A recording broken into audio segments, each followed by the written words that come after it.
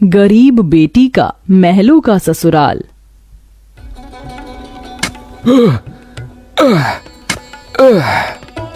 तपती धूप में वह गरीब किसान खेतों में फावड़ा चला रहा था। उसके माथे से तर तर पसीना बहे जा रहा था। तभी गंगा गमछा उठाकर पिता का पसीना पोंछती है। बाबा, आपके माथे से कितना पसीना बह रहा है, आप थक भी गए हैं, थोड़ी देर आराम कर लो, फावड़ा मुझे दो। गंगा को खेत में फावड़ा चलाते देख सेवक राम की आंख भर आती है। मेरी गरीब बेटी के जिन हाथों में मेहंदी लगनी थी, उन्हीं नाजुक हाथों से मेरी गंगा सख्त फावड़ा चला रही है।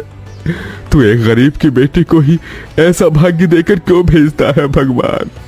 एक गरीब के जीवन की सबसे बड़ी दुविधा बेटी को ब्याहना होता है। ये कहानी है ऐसे ही किसान सेवक राम की, जो बड़ा गरीब है। उसकी दो बेटी गंगा और अंजू हैं। यूं तो सेवक राम ने गंगा के लिए कई रिश्ते ढूंढे, मगर भला एक गरीब की बेटी का हाथ कौन थामना चाहता है।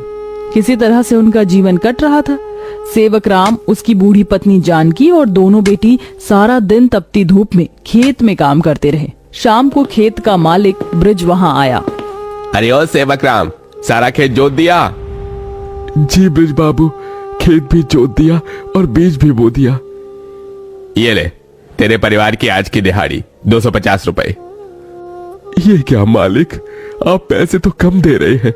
पहले मेरी अकेले की दिहाड़ी आप मुझे 200 रुपए देते थे, फिर घटाकर 100 रुपए कर दिया और फिर सीधे 70 रुपए कर दिया, और उसमें भी पूरे पैसे नहीं दे रहे हैं।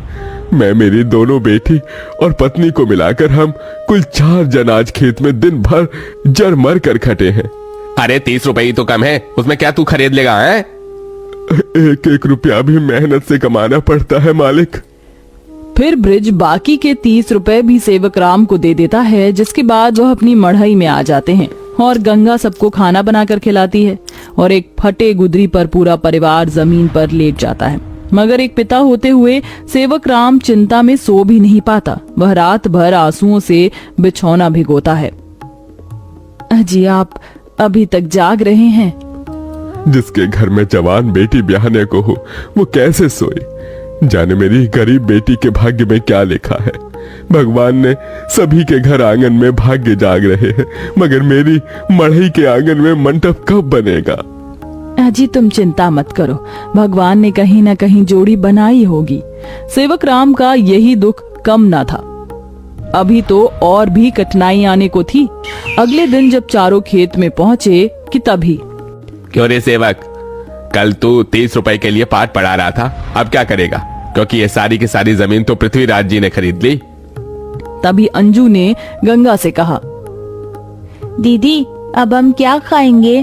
खेत बोकर ही तो थोड़े बहुत पैसे मिलते थे।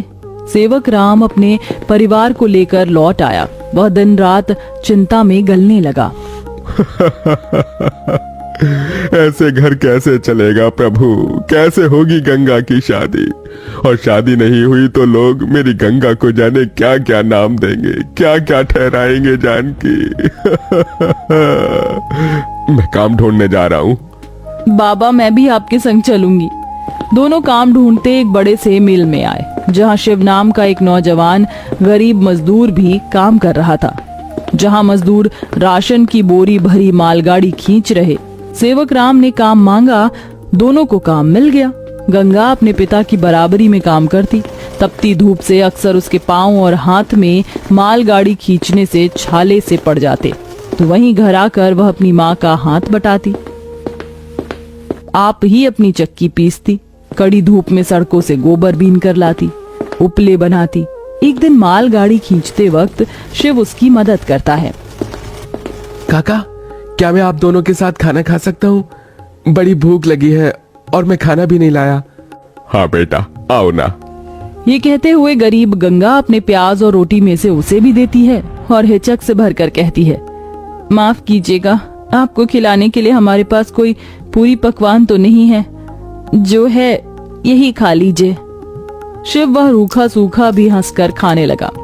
अब अक्सर शिव उनकी मदद कर देता। उसकी अच्छाई गंगा के मन को भाने लगी और एक दिन शिव ने कहा, काका, अगर आप मुझे इस काबिल समझे तो मैं आपकी बेटी का हाथ थामना चाहता हूँ। बेटा, मेरी गरीब बेटी को तुम जैसा मेहनती जीवन साथी मिलेगा। मुझे तुम पसंद हो बेटा।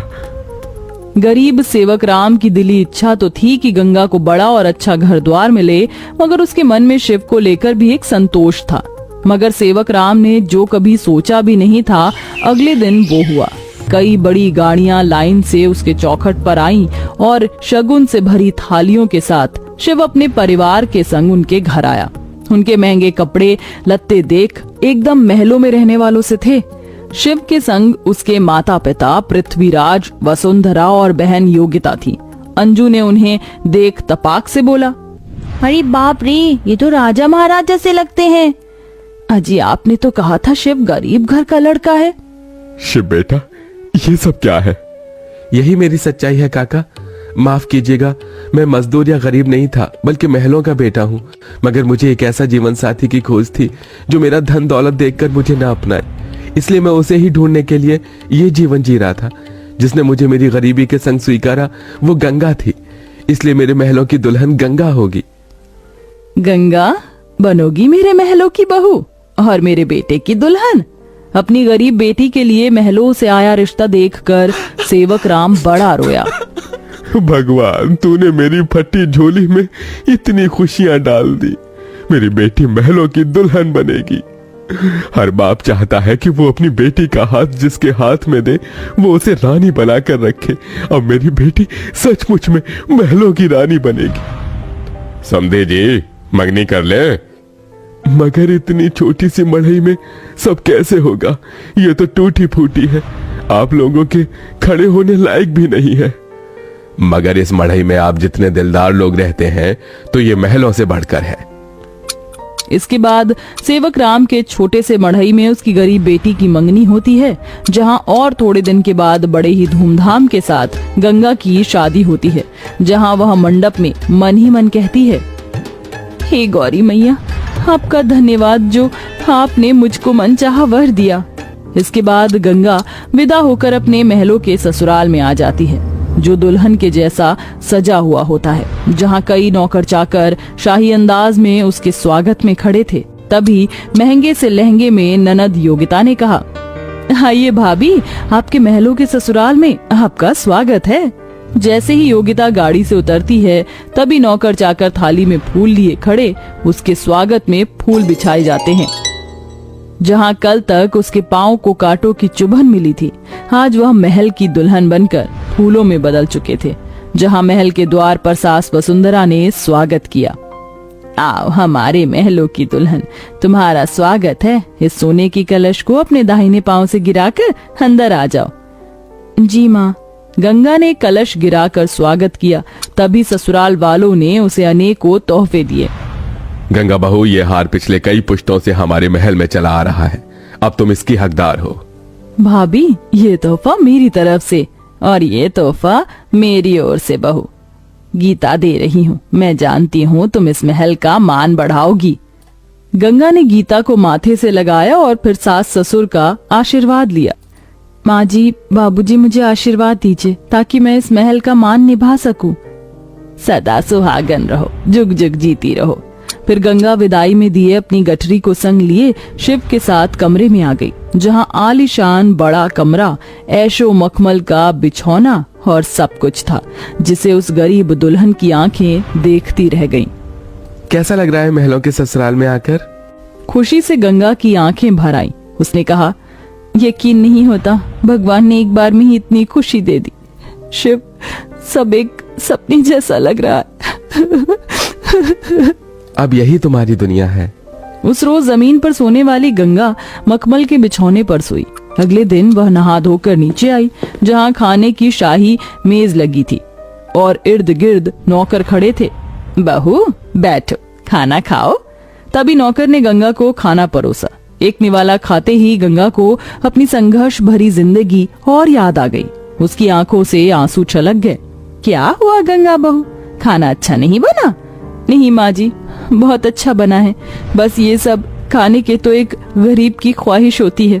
मैं बहुत खुश हूँ। बस चाहती हूँ कि हर लड़की को उसके सपनों का ससुराल मिले, जैसे मुझे मिला। थोड़े दिन में गंगा अपने महलों के ससुराल में सुखी से रहने लगी। किसी गरीब की बेटी को चुनकर हम भी ये पुण्य कमा सकते हैं।